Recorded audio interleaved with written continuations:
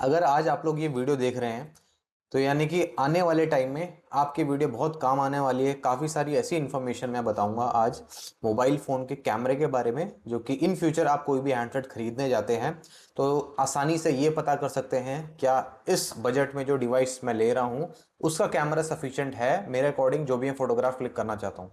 या फिर क्या 20,000 रुपये का हैंडसेट क्या मैं लेता हूँ या 30,000 रुपये का हैंडसेट लेता हूँ, इवन मैं लेता हूँ या मेरा दोस्त लेता है, तो आगे के लिए मैं उसे सजेस्ट कर सकता हूँ कि भाई कैमरे में ये सारी चीज़ें पहले चेक कर ले कि है कि नहीं है। ठीक है जी, चाहे आप नया फ़ोन ले रहे हो चाहे सेकंड हैंड फ़ोन ले रहे हो। तो मैं बेसिकली 10 टाइप के आपको कुछ नई नई चीज़ें बताऊंगा जो कि कैमरे के अंदर आपको पहले ये चेक करनी है। सो कैमरे में हम बेसिकली क्या देखते हैं, आज की डेट में मैक्सिमम लोग क्या देखते हैं कि मेगापिक्सल, 50 मेगापिक्सल है, 100 मेगापिक्सल है। लेकिन मेगापिक्सल के अलावा जैसे लेंस होते हैं, सेंसर हो गया, पिक्सल साइज हो गया, ये भी बहुत इंपॉर्टेंट होते हैं। मान लीजिए एक फ़ोन का कैमरा है 100 मेगापिक्सल का, ठीक है जी, उसमें लेकिन पिक्सल साइज ही नहीं है जो होना चाहिए एक 100 मेगापिक्सल कैमरे में। उसमें अपर्चर साइज ही नहीं है उतना जिसकी वजह से लाइट एंटर होगी, तो उस 100 मेगापिक्सल का कोई काम नहीं है।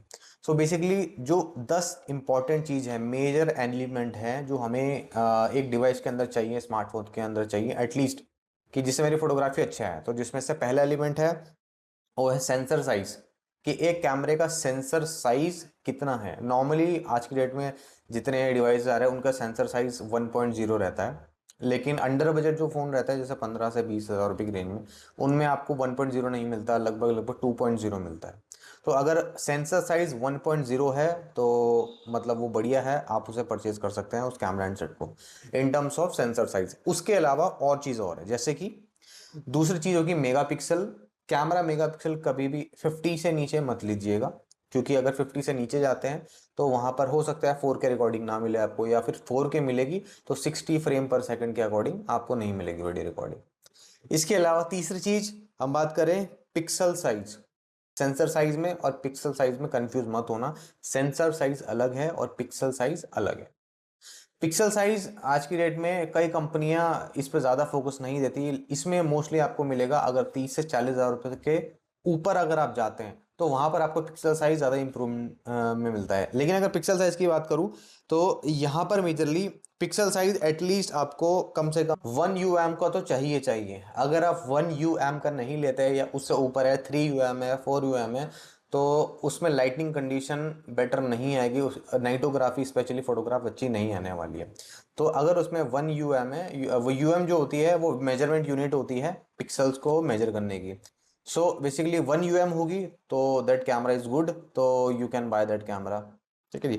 उसके अलावा नेक्स्ट स्टेप हम बात करें इसमें अपर्चर वैल्यू। अपर्चर वैल्यू बहुत मेजर इंपॉर्टेंट चीज़ है, एक तरह से कह लीजिए कैमरे का गेट है। जैसे जैसे कैमरा लाइटिंग कंडीशन में जितना उसका दरवाजा खुला रहेगा उतनी ही लाइट एंटर होगी, तो अपर्चर वैल्यू जितनी कम होगी कैमरे का गेट उतना ज़्यादा बड़ा होगा, उस हिसाब से लाइट ज़्यादा एंटर हो पाएगी। तो अपर्चर जितना कम हो तो वो उतना ज़्यादा बेस्ट रहता है। कई कंपनी देती है 1.2, 1.3, 1.5। तो अगर किसी कैमरे में 2 पॉइंट समथिंग है तो उस पर आपको नहीं जाना चाहिए। लेकिन हाँ, अगर फ़ोन 20,000 रुपये से नीचे का है लेकिन उसमें, या फिर मान लीजिए 25 तक का फ़ोन है, उसमें 2 पॉइंट मिल रही है तो सफिशिएंट है, क्योंकि कंपनी इतनी रेंज में नहीं दे सकती। अगर आप ले रहे हैं 50,000 रुपये का फ़ोन, उसमें आपको 2 पॉइंट समथिंग मिल रहा है अपर्चर वैल्यू, तो don't go for that phone. ठीक है, अगर आपको 1 पॉइंट समथिंग मिलता है तो गो फॉर दैट फ़ोन। ठीक है जी। तो यहाँ पर 4 पॉइंट हो गए। अब फिफ्थ पॉइंट हमारा है लेंस, कि आजकल कई कंपनियां आपने देखा होगा, जैसे वीवो एक है जाइस लेंस यूज करती है, एंड वन प्लस हो गया हेजल ब्लेड इस्तेमाल करती है। तो काफ़ी कंपनियां अलग अलग अदर थर्ड पार्टी कंपनी के लेंसेज इस्तेमाल कर रही हैं। तो जैसे कि कई कंपनी सोनी के भी इस्तेमाल करती हैं। सो ये आपको पता कर लेना है कि इसमें अदर कंपनी के लेंसेज लगे हैं या फिर नहीं लगे हैं। बट सैमसंग ऐसी कंपनी है किसी और कंपनी के लेंस इस्तेमाल नहीं करती, खुद के करती है। चाहे सेंसर ले लीजिए चाहे लेंसेज ले लीजिए, सेंसर उसमें आते हैं GN1 के, बट सैमसंग खुद के लेंस इस्तेमाल करती है। ठीक है। सो नेक्स्ट है हमारा OIS which is optical image stabilisation. इसमें आज की डेट में अगर आप देखोगे व्लॉगर बहुत हो चुके हैं, यूट्यूब पे हर कोई वीडियो बनाना चाहते हैं, जैसे मैं भी बना रहा हूँ। अगर मान लीजिए मैं आज यहाँ पर बैठा हूँ तो स्टेबल वीडियो है, सिर्फ मैं इधर उधर मूव हो रहा हूँ, मोबाइल मेरा मूव नहीं हो रहा है, जिससे कि मेरी शक्ल बिल्कुल सीधी और सामने आ रही है, हिल नहीं रहा है, मोशन नहीं हो रहा बिल्कुल भी। अगर मैं यही चीज़ बाहर ग्राउंड में जाऊँ और उसकी वीडियो बनाता रहूँ तो इससे फ़र्क क्या होगा कि मेरा ना हाथ बहुत ज़्यादा शेक होगा, मोबाइल बहुत ज़्यादा शेक हो रहा है, जिससे कि मेरा फेस जो आउट ऑफ फोकस हो जाएगा, बहुत ज़्यादा हिलता रहेगा। तो उसके लिए स्टेबलाइजेशन चाहिए रहती है। उसके लिए मोस्टली कई यूट्यूबर गिम्बल कर लेते हैं, या फिर डीएसएलआर में अगर आपको स्टेबलाइजेशन चाहिए तो एक गिम्बल ट्राइपॉड चाहिए होता है। सो सिमिलरली फ़ोन में एक ऐसा फीचर होता है जिसका नाम है OIS, और ये हार्डवेयर होता है, ये सॉफ्टवेयर नहीं होता। तो कैमरे के अंदर OIS भी ज़रूरी है। तो जितना बढ़िया OIS होगा और उतना ही अच्छा कैमरे का स्टेबलाइजेशन होता। OIS में कम से कम आपका 1.5 डिग्री होना चाहिए। ओके, नेक्स्ट पॉइंट है हमारा ऑटो फोकस।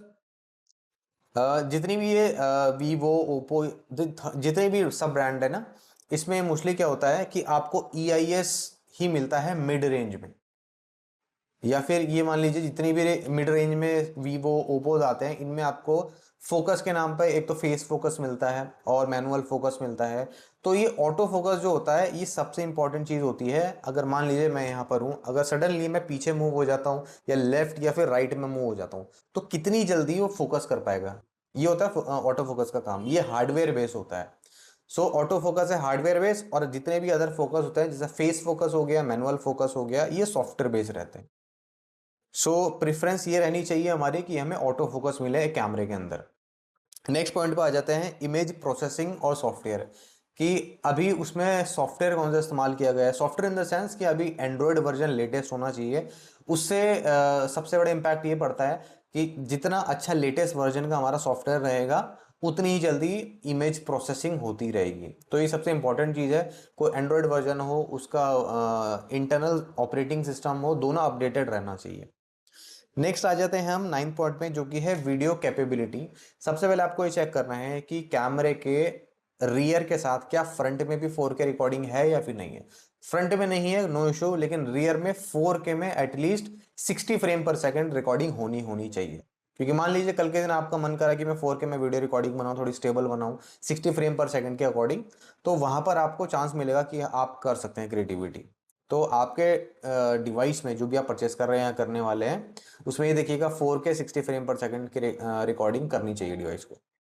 नेक्स्ट पॉइंट पर आ जाते हैं अब कि आपका पर्पस क्या है। अगर आप एक नॉर्मल यूज़र हैं कि कभी कभार ओकेजनली कैमरा ओपन करते हैं, तो फिर नॉर्मल स्पेसिफिकेशन चल जाएगी, जैसे कि 50 मेगापिक्सल कैमरा चल जाएगा। और अगर आप एक प्रोफेशनल कैमरा ढूंढ रहे हैं, प्रोफेशनल कैमरे वाला डिवाइस ढूंढ रहे हैं, तो सबसे पहली चीज़ आपको 50,000 के ऊपर ही जाना पड़ेगा, और उसी में ये सारी स्पेसिफिकेशन आपको मिलेंगी।